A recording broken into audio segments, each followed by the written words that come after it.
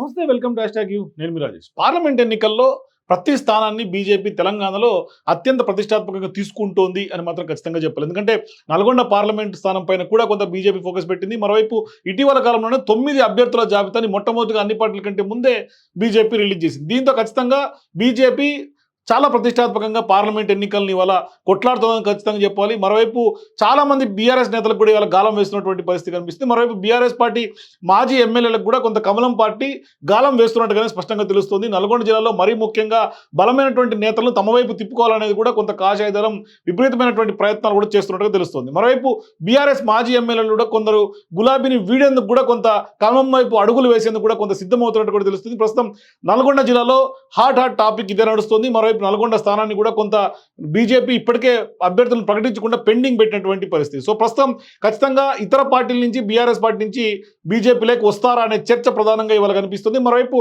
దేశవ్యాప్తంగా కూడా జరిగే పార్లమెంట్ ఎన్నికల్లో బీజేపీ మూడోసారి గెలిచి ఖచ్చితంగా మోదీ ప్రధానమంత్రిగా హ్యాట్రిక్ విజయం సాధించాలి అనేది ఇవాళ ఒక ప్రత్యేకమైనటువంటి వ్యూహాలతో ముందుకు సాగుతోంది బీజేపీ.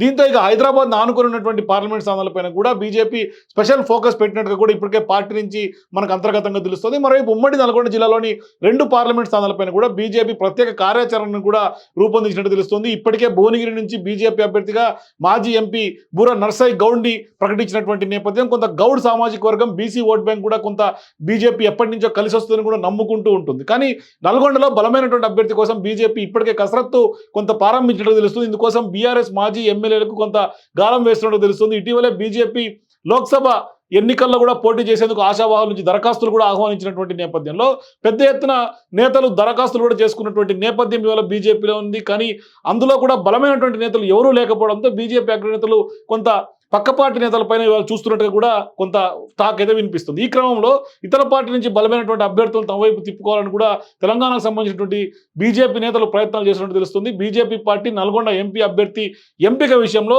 తమ ముందు ఉన్నటువంటి అన్ని అస్త్రాలకు కూడా ఇప్పటికే పదును పెట్టింది బీజేపీ. ఇందులో భాగంగానే సొంత పార్టీలో ఉన్నటువంటి నేతలతో పాటుగా పక్క పార్టీలో ఉన్నటువంటి బలమైనటువంటి నేతల పేర్లను కూడా పరిశీలిస్తూ కొంత వ్యూహాత్మకంగా బీజేపీ అడుగులు వేస్తున్నట్టుగా స్పష్టంగా తెలుస్తుంది. ఇటీవల అసెంబ్లీ ఎన్నికల్లో ఓటమి పాలైనటువంటి బీఆర్ఎస్ మాజీ ఎమ్మెల్యేలకు గాలం వేస్తున్నట్టుగా కూడా ఇప్పటికే పార్టీ వర్గాల్లో విపరీతమైనటువంటి ప్రచారం జరుగుతుంది.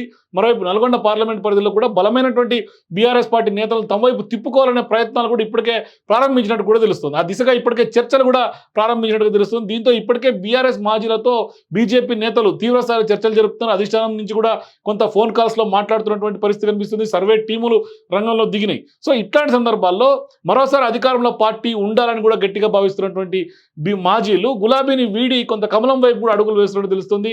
దీని మీద అనేక మంది పేర్లు చర్చకు వస్తున్నాయి. పెద్ద ఎత్తున ఇవాళ సైదుల పేరు చర్చకు వస్తుంది. బీఆర్ఎస్ పార్టీ మాజీ ఎమ్మెల్యే అట్లాగే ఇట్లా బీఆర్ఎస్ పార్టీ ఉమ్మడి నల్గొండ జిల్లా నుంచి ఉన్నటువంటి చాలా మంది సీనియర్ బీఆర్ఎస్ పార్టీ మాజీ ఎమ్మెల్యేల పేర్లు అయితే వినిపిస్తున్నాయి.